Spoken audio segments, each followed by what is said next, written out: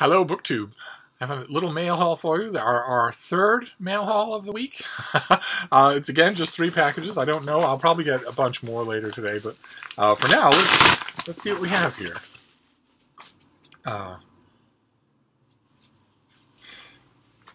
Okay. All right. What is this? Is this a novel? No, it isn't a novel. All right. No, this is a big history of Valley Forge by Bob Drury and Tom Clavin.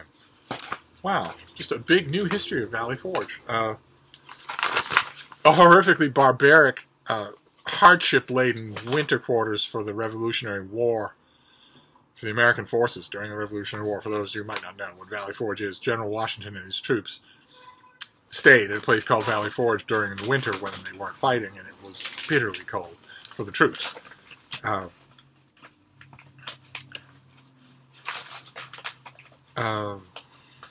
Okay, but the pub sheet starts off with Politico reports that approximately 300 candidates for Congress in this election cycle are veterans. This suggests a perfect time to compare the attitudes of those would-be delegates to the qualities of former military leaders who went on to become groundbreaking politicians. No, it doesn't. According to the enclosed book, there is no better example than George Washington, whose deft political accomplishments were on full display during the winter of 1777-78, a bleak period that most previous historical accounts customarily view through a military prism.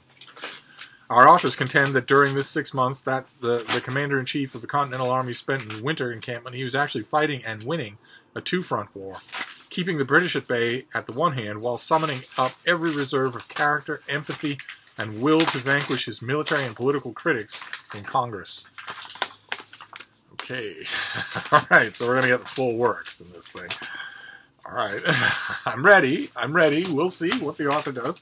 And then these next 2 packages are boxes. And the first one, Book 2, is a full-blown tragedy. Not only did a certain little schnauzer chew on it before I could stop her, but she also this time chewed on the book. So she and I really have to have a little talk about leaving packages alone. Actually chewed on the book, so I'm really hoping that this is a double of something, because it's now been savaged. What have we got here?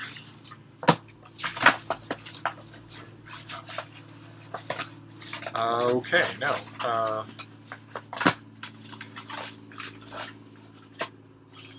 Okay.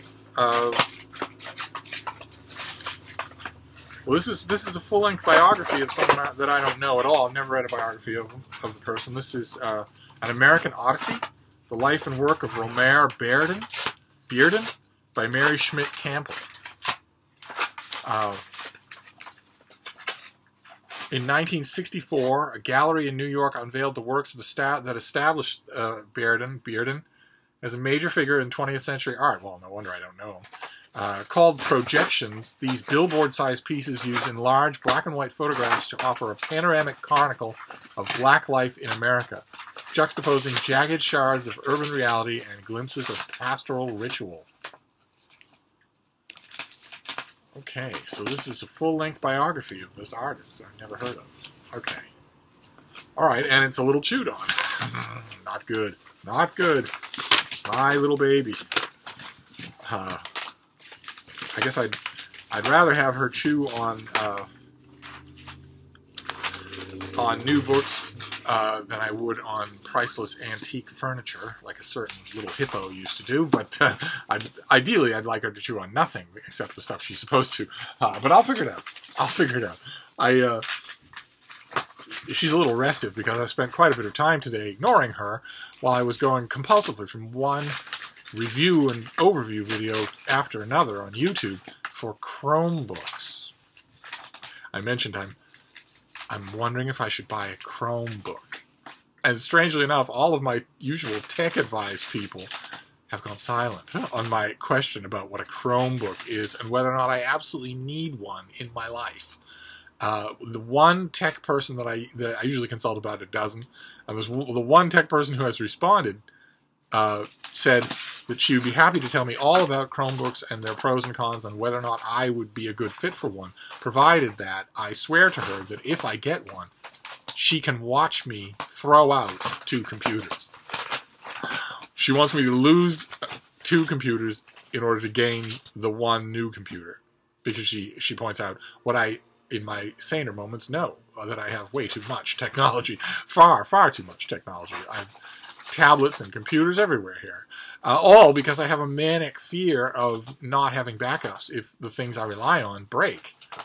And all of that stems from my earliest days using computers when I viewed them as magic. I often sarcastically described them as magic and didn't understand anything about them at all. And I've kept the attitude even though my understanding has improved, so that if something were to go drastically wrong with one of my computers, not only would I have already backup computers, but I could probably figure out how to do something about the problem. So I don't need to have that attitude anymore, and yet I have extra money, and I'm really curious about a Chromebook. $200 for a brand new 2018 machine? And the fact that it's $200 instead of $1,000 is because I am, with that money, paying for only what I actually use, as opposed to paying for a souped-up machine that is meant for high-intensity graphics, gaming, all sorts of... I don't even know. I know for a fact, like I mentioned yesterday, I know for a fact that my MacBook Pro and my MacBook Air and my plain old MacBook are overpowered for what I use them for. I know that for a fact. They're drastically overpowered. What about a Chromebook? What about a Chromebook? I'm still researching, and it's drawing my attention away from my little buzzsaw, and that's why she attacked this book. But the second package is nice and clean. She didn't touch this, so that's good.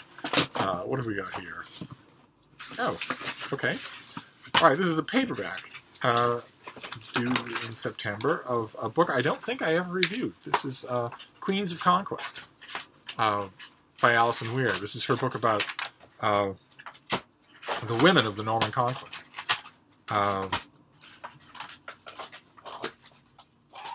Extends from 1066 to the dawn of a new era in 1154. So it culminates with Eleanor of Aquitaine. But it has Matilda of Flanders, Matilda of Scotland, Matilda of Boulogne, Empress Maud, all in like pocket biographies linked by theme and time period. I don't think I ever... It'd be terrible if I were blurbed on here, but no, I don't think I am. I don't think I ever reviewed this. I think I read a part of it, 1 or 2 lives, but now I have the paperback. I will just read the whole thing because I don't think I did that. Okay, so a paperback release, great. All right, so that is our third mail haul of the week. We have An American Odyssey, the life of a modern American artist. Valley Forge, a new book about the experiences at Valley Forge, and apparently going to make larger claims about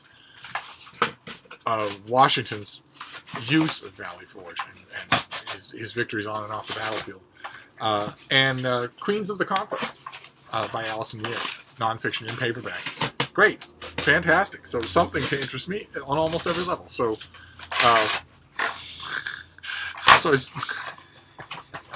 as usual, I'm going to wrap up and then get a bag and a broom and clean up this room because it's covered in confetti. It's covered in pieces of cardboard no bigger than your fingernail. But I will be back. Thank you.